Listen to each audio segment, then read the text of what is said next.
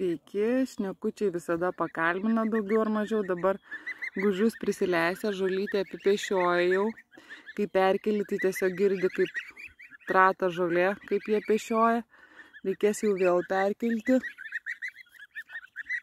Jie nutampo tą žolytę labai gerai, žoliapievės mažos. Į dieną 2-3 kartus reikia perkelt, kad ir vandens. O, kaip doroja. O, turi jėgos pažnaibyti.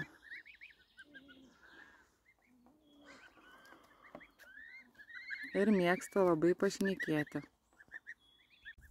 Sveiki, sveiki, žąsiukai darbininkai, ką tik perkeliau kitą vietą, tai dabar dirba, žolę tampo. Dar atnešiu šviežaus vandens, nes jie greitai suturškė, tik ten įpyliau. Jam daug vandens reikia ir jie svarbiausia tą vandenį ir priteršia.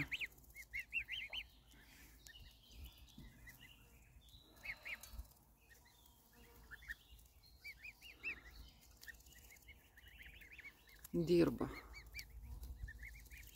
Žoliapjovės mažos.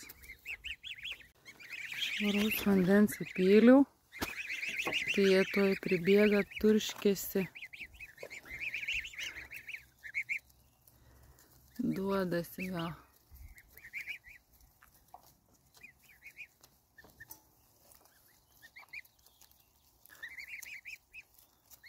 Dubenėlius apverčia su maistu.